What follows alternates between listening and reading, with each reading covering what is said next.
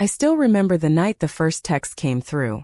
I was sitting on the couch, nursing a glass of whiskey when my phone buzzed.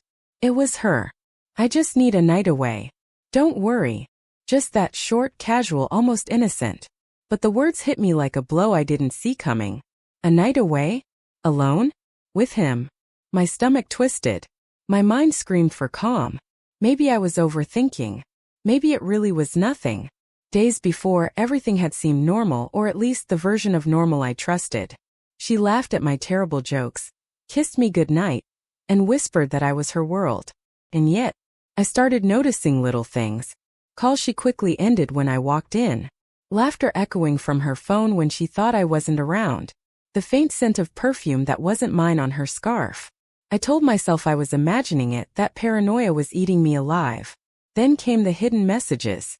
I didn't even mean to see them.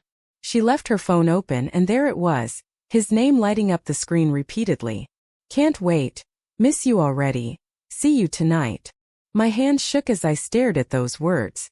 Part of me wanted to close it, to pretend I hadn't seen a thing. But I couldn't look away. Every message dug a little deeper into my chest, twisting the knife. I tried talking to her. Tried asking casually about her day. She smiled, laughed, deflected, saying, "Work, nothing exciting." But the tone, the hesitation, my God, the hesitation was there. I felt like a fool. Like I had been blind, or maybe I chose to be blind. Nights I thought were filled with warmth and closeness now felt hollow. Even the smallest memory, her hand brushing mine on the couch, her laughter in the kitchen, made me question, was any of it real?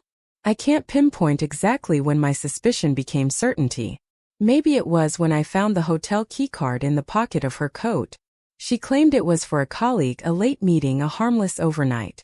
But I remember the pang in my chest, the heat rising to my face.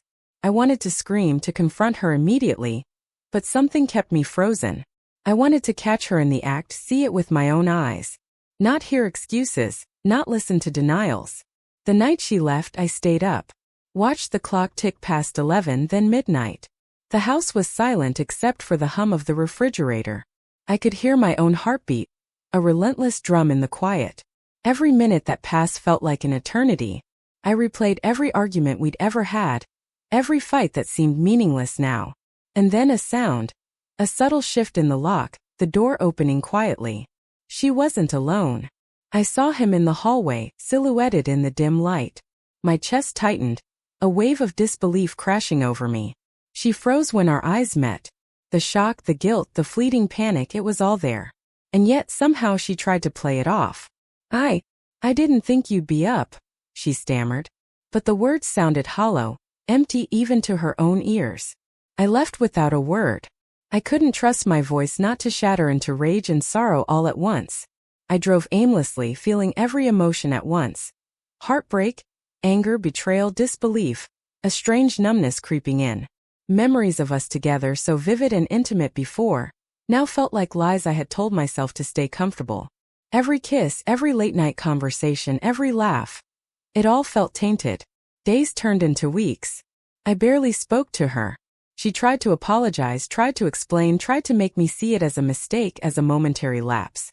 But how do you forgive something that cuts at the very foundation of trust? How do you reconcile love with betrayal? My heart wanted to forgive. My mind screamed to protect myself. I realized slowly that my closure wouldn't come from her. It wouldn't come from explanations, apologies, or tears. My closure had to come from within. I started spending time alone, rediscovering the version of myself I had buried under years of routine and compromise. Walks in the early morning when the world was quiet, evenings with books I hadn't touched in years, moments of reflection where I let myself feel everything without shame or restraint. One evening months later she called. I didn't answer. I didn't need to. I had found a new rhythm, a new sense of strength that didn't rely on her or his presence, or absence. The betrayal still stung, a dull ache beneath the surface. But it no longer defined me. I had learned something vital. Love is powerful, but so is self-respect. And sometimes walking away quietly without drama or vindication is the loudest declaration of all. I don't know if she ever truly understood the weight of that night, the night that changed everything. I don't think she will. But I know that I will never allow my heart to be undermined that way again. And in that there is peace, a quiet, hard-earned peace that comes from choosing oneself, even when the world seems to have shifted beneath your feet.